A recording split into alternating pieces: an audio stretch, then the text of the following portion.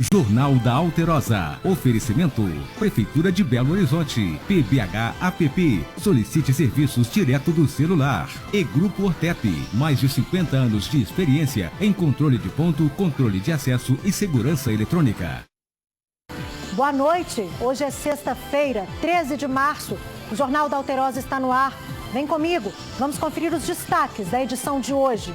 Coronavírus mobiliza autoridades. Governo de Minas decreta situação de emergência. Fundação Ezequiel Dias começa a fazer exames de diagnóstico do Covid-19. Comércio, Assembleia e TJ se mobilizam para conter o avanço da doença. E até hospitais e salas de cinema adotam novas medidas. O JA começa agora.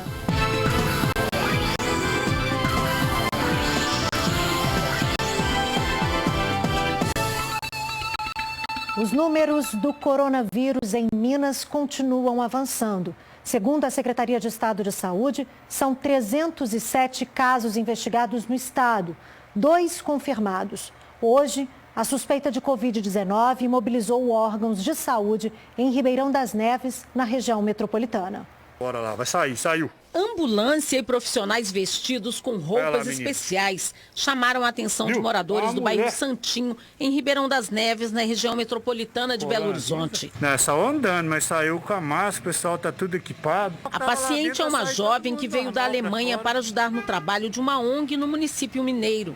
Ela apresentou sintomas do Covid-19, o coronavírus, e segue monitorada em um hospital da cidade, onde são realizados exames de acordo com o protocolo do Ministério da Saúde. Até agora, 2 casos de Covid-19 foram confirmados no estado.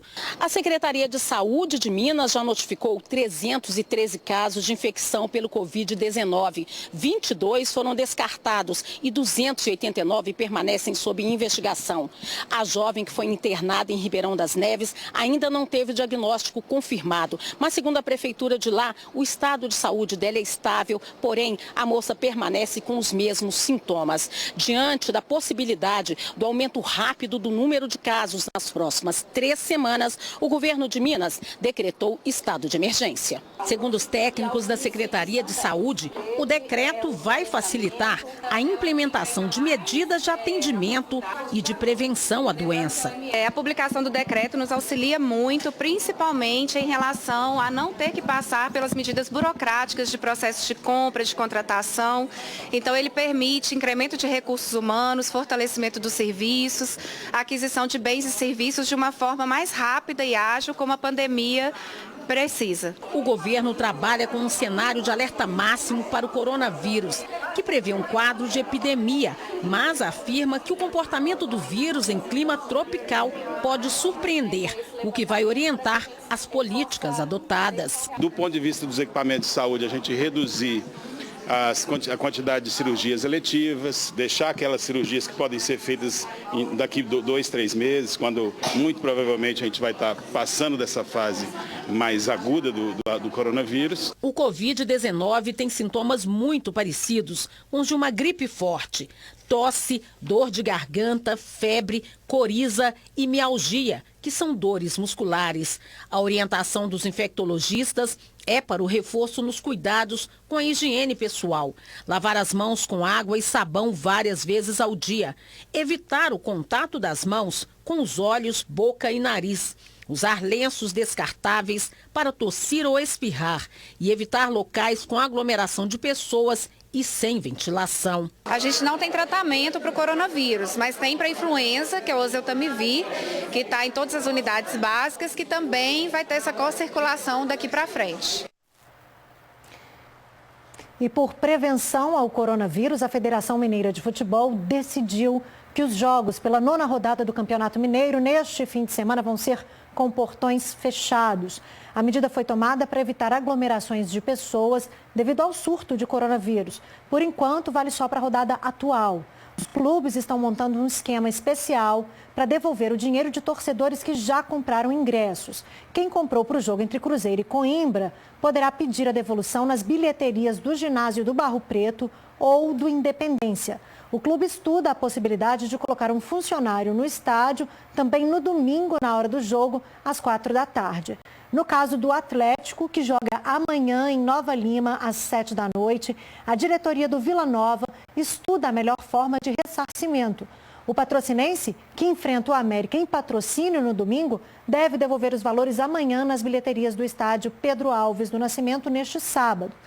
A decisão de fechar os portões dos estádios nas próximas rodadas ainda vai ser avaliada pela Federação Mineira de Futebol.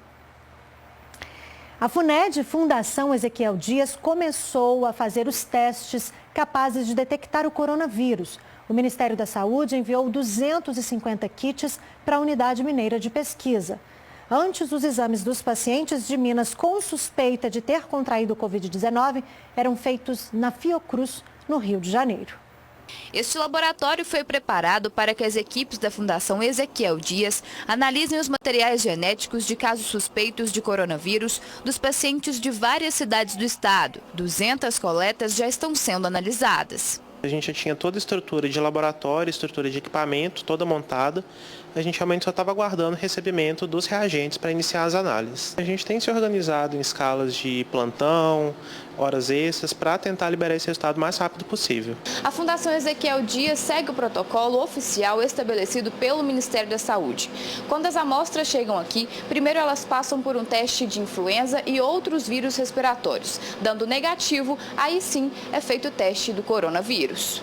A análise para detectar o Covid-19 é feita em várias etapas. A equipe leva cerca de 4 horas para concluir o resultado. Existe uma etapa de preparo desses reagentes, uma etapa de extração do material genético do vírus e incorporação de um ao outro para obtenção do resultado final do processo. E os exames são repetidos, confirmados e disponibilizados para a Secretaria. Por que é tão importante que esse exame seja feito aqui em Minas Gerais? É porque a gente ganha agilidade, né? Antes a gente fazia um painel de triagem para outros vírus respiratórios e, caso todos fossem negativos, a gente encaminhava essa amostra para o Rio de Janeiro. Agora, todos sendo feitos aqui, a gente reduz esse tempo de transporte, então o resultado é disponibilizado para a Secretaria mais rápido. Muitas pessoas têm procurado a FUNED, que fica na região oeste da capital, para tentar colher amostras. O chefe do Serviço de Virologia da Fundação alerta que a instituição não faz esse tipo de trabalho. Esse paciente ele tem que entrar em contato com a unidade de saúde para que ele seja avaliado por um profissional médico, para que seja verificado se ele se enquadra nos critérios para a coleta dessa amostra. Então, a partir do momento que essa amostra é colhida, ela é enviada para cá. A Secretaria de Estado de Justiça e Segurança Pública tomou medidas para evitar a chegada do coronavírus nos presídios mineiros.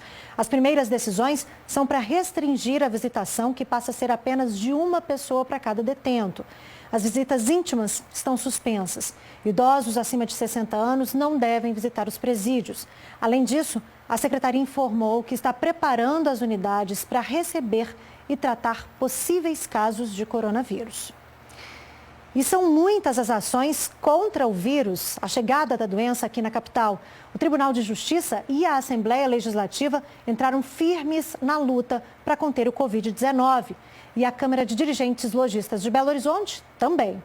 A CDL-BH vai dar início na semana que vem a uma campanha para divulgar aos seus 12 mil associados todos os meios de prevenção e controle da doença. O público-alvo são os 13 mil trabalhadores em atividade. Haverá distribuição de material informativo que vai, inclusive, combater as chamadas fake news. Já a Assembleia Legislativa determinou hoje que o acesso ao parlamento ficará restrito a funcionários, servidores e imprensa credenciada. A medida será por tempo indeterminado a partir de segunda-feira. Caso não tenha nenhum caso, não existe nenhum relato de ocorrência aqui entre os nossos servidores ou membros do parlamento, mas são exatamente medidas assim que vão propiciar que esse índice seja ainda menor. O Tribunal de Justiça também restringiu o acesso às dependências da sua sede. Ele fica restrito aos operadores do direito, estagiários, partes e testemunhas intimadas. E poderão ser autorizados trabalhos em casa para os funcionários com maior vulnerabilidade ao Covid-19, como portadores de doenças crônicas e idosos. A recomendação é para que as audiências sejam realizadas apenas com as pessoas indispensáveis. E como medida de prevenção, o Cine Belas Artes, que possui 3 salas com um total de 342 lugares na capital mineira, restringiu a venda dos ingressos para 70% da capacidade em cada sessão. Na hora da compra, o público está sendo instruído a escolher lugares afastados das outras pessoas, prezando por deixar cadeiras vazias entre os ocupantes. De acordo com a direção do cinema, o número de pontos de distribuição de álcool em gel para o uso dos funcionários e do público também foi ampliado. Segundo o Cine Belas Artes, novas medidas vão ser adotadas só depois que houver diretrizes especificadas pelas autoridades de saúde e do governo para o setor. As outras redes de cinema da capital estão avaliando medidas a serem adotadas. E como forma de evitar a propagação da doença em Belo Horizonte, os hospitais também estão se prevenindo. O Life Center suspendeu por tempo indeterminado as visitas em todos os setores a partir de hoje. A medida é para diminuir o fluxo de pessoas nas dependências e o risco de contaminação pelo vírus. Já o Hospital São Lucas optou pelo acesso restrito para grávidas, pessoas com baixa imunidade, em tratamento oncológico e dialítico, com sintomas de gripe e com mais de 65 anos. Além disso, o hospital ainda recomenda que as visitas aos pacientes sejam evitadas. Na Santa Casa, visitas restritas. Proibida a entrada de visitantes e acompanhantes com idade acima de 65 anos e grávidas, além de pessoas com sintomas gripais. No CTI de isolamento, as visitas serão agendadas na gerência de alta complexidade. No CTI pediátrico, estão autorizados 2 visitantes, pai, mãe ou responsável. No CTI neonatal, o mesmo esquema. Não serão permitidas visitas. A Polícia Civil de Minas Gerais retomou hoje a segunda fase da perícia nos tanques da cervejaria Baker, investigada no caso da síndrome nefroneural, possivelmente provocada pela intoxicação por mono e dietileno glicol. Os peritos do Instituto de Criminalística, com a cooperação da técnica do Centro de Desenvolvimento de Tecnologia Nuclear, analisaram o mecanismo de produção da cerveja para tentar detectar a presença ou não de vazamentos. Apesar do grande avanço, nenhum resultado vai ser adiantado, não neste momento, para não prejudicar as investigações. Hoje, 2 vítimas foram ouvidas pela polícia e, ao todo, 42 pessoas compõem a lista de vítimas constantes no inquérito. Dessas, 9 morreram. Até o momento, já foram ouvidas 60 pessoas. E agora é hora de previsão do tempo. Daqui a pouquinho a gente fala como vai ficar o tempo na capital. Nós vamos mostrar que a estação Lagoinha do metrô de Belo Horizonte hoje ficou fechada durante a tarde por causa de vandalismo. De acordo com a Companhia Brasileira de Trens Urbanos, um cabo que fica acima da rede aérea foi danificado e houve curto no sistema. A estação Lagoinha ficou fechada por cerca de 2 horas. A equipe de manutenção da CBTU restabeleceu o sistema e a estação agora já opera normalmente. Um adolescente foi apreendido suspeito de matar uma travesti em Belo Horizonte. Apesar da pouca idade, o jovem tem uma longa ficha criminal. Os policiais prenderam ainda 2 homens durante a operação no aglomerado da Serra. O corpo da travesti foi encontrado com uma perfuração na nuca por arma de fogo em um ponto de ônibus na região leste de Belo Horizonte. Com a ajuda de testemunhas, a polícia prendeu o autor do crime, um adolescente de 17 anos, em uma casa na Vila Marsola, na região centro-sul da capital. Fizemos diversas operações na região do Alto Veracruz e obtivemos informações que ele estava no aglomerado da Serra. Aí, durante a madrugada, conseguimos prendê-lo em uma residência na região da Vila Marsola com a arma do crime. A arma essa que ela foi roubada também, subtraída de um guarda municipal, frio e calculista, né? Ele pegou ela no ponto de ônibus, né? Por trás, deu um tiro na nuca e não conseguiu desferir mais porque a arma travou, né? A gente chama de pane. Foi, segundo ele, que em data anterior essa travesti havia jogado uma garrafa de café ou copo de café nele e desde isso ele tentou contra a vida dele. A vítima havia registrado 2 boletins de ocorrência contra o adolescente, um por disparo de arma de fogo na porta da casa onde morava e outro por ameaças. O menor, que é um velho conhecido da polícia, tem 30 passagens. Ele ainda confessou outro homicídio. Ele chegou a fazer 2 tentativas de homicídio ainda esse mês. A apreensão do menor faz parte da Operação Êxodo, que cumpre mandados preventivos em vários aglomerados de Belo Horizonte. Ainda na manhã desta sexta-feira, além do menor, 2 homens foram presos por suspeita de furto e receptação de celulares e armas. Começa hoje a ser paga a terceira parcela do IPVA 2020. Os proprietários de veículos também devem ficar atentos à taxa de licenciamento que vence no dia 31 de março. A escala que começa hoje é para as placas com finais 1 e 2. Veja as outras datas. 3 e 4, vencimento é dia 16. 5 e 6, vencimento dia 17, 7 e 8, dia 18. E as placas com finais 9 e 0 vencem no dia 19. Então, atenção, viu, motoristas, para não perder o prazo. E você vai ver daqui a pouco, moradores pintam buracos nas ruas para chamar a atenção e tentar resolver o problema. Nós voltamos já já, não saia daí.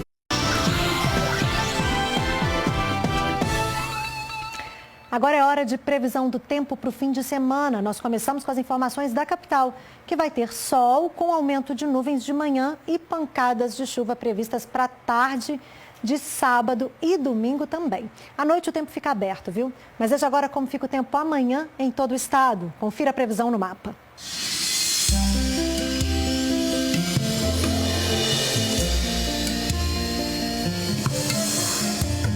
Céu parcialmente nublado com pancadas de chuva e trovoadas isoladas no norte e Jequitinhonha. Nas outras áreas, segue com possibilidade de chuva isolada e céu parcialmente nublado. Em Belo Horizonte, mínima de 17 e máxima de 30 graus. No município de Medina, os termômetros ficam entre 16 e 34. Oscilam dos 10 aos 32 em Maria da Fé. Ficam entre 16 e 34 em Minas Novas. E em Uberaba, mínima de 17 e máxima de 36 graus. Foi liberada a rodovia MG 353 na altura de Juiz de Fora, que estava interditada há cerca de um mês. No local, uma cratera se abriu por causa da chuva. O trecho ainda exige atenção. Depois de 35 dias de interdição, o trecho da MG 353 entre Juiz de Fora e Coronel Pacheco está liberado. O ritmo do trabalho de recuperação definitiva da rodovia obedeceu às condições climáticas. Enquanto chovia, as obras não podiam ser realizadas. Agora, motoristas que vão para cidades como Barra, Viçosa, Ponte Nova podem seguir o caminho normalmente, sem fazer o desvio pela zona norte de Juiz de Fora. Segundo a empresa responsável pela obra, a via já está segura para a passagem de veículos. Agora falta a última camada de argila e pedra para que a rodovia seja asfaltada. É importante ressaltar que eles tenham bastante atenção, porque está faltando ainda colocar massa asfáltica, tá só no pavimento de terra, mas vai suportar tranquilamente o trânsito de caminhões pesados, enfim, o trânsito vai estar liberado normalmente. No início de fevereiro deste ano, o entupimento de um bueiro que fazia parte do sistema de drenagem da rodovia teria causado problema. Para a liberação da estrada, foram construídas 2 manilhas, que devem suportar maior quantidade de água. O local está sinalizado, mas o pessoal tem que ter atenção que a pista, de certa forma, ela não está totalmente com acostamento, está sim aquela passagem, mas o pessoal precisa ter atenção para que eles possam passar com segurança. Cansados de pedir soluções para os buracos da cidade, os moradores de Divinópolis, no centro-oeste de Minas, resolveram pintar as ruas para chamar a atenção das autoridades para o problema. Olha só. A confusão por aqui é geral. Por causa da grande quantidade de buracos na via, sobra pouco espaço para os veículos e passar sem fazer zigue-zague é quase impossível. Para chamar a atenção das autoridades, os moradores do bairro Oliveiras, em Divinópolis, fizeram um protesto assim meio que artístico. Aqui na Rua Castelhano, por exemplo, todos os buracos foram circulados com tinta branca. Ironicamente, o nome do prefeito foi usado como assinatura da obra de arte. Isso aqui já virou calamidade pública. A gente tem consciência que isso aqui está na cidade inteira. Só que o atual prefeito, nosso prefeito Galileu, disse que não tem demanda de asfalto dentro de Divinópolis. Então nós fizemos esse ato para mostrar para ele que tem demanda. Assim como na Rua Castelhano, outros pontos do bairro também estão cheios de buracos. E a Associação dos Moradores afirma que a prefeitura tem ciência desse fato. Já tem mais de ano né, que a gente vem através de ofício solicitando o serviço paliativo de tapa-buraco e uma vez mais pedindo recapeamento pela qual, pelo número excessivo de buraco, a gente tenha ciência que o tapa-buraco não é o suficiente. Então a gente já pediu que, na verdade, o que precisa ser feito aqui é um serviço de recapeamento asfáltico. A população da nossa região não aguenta mais essa situação. A Prefeitura de Divinópolis informou que o serviço vai começar a ser feito nas regiões na próxima semana. E nós vamos para mais um rápido intervalo. Na volta, falamos de Sexta-feira 13 e as superstições. Você tem alguma? Nós voltamos já já.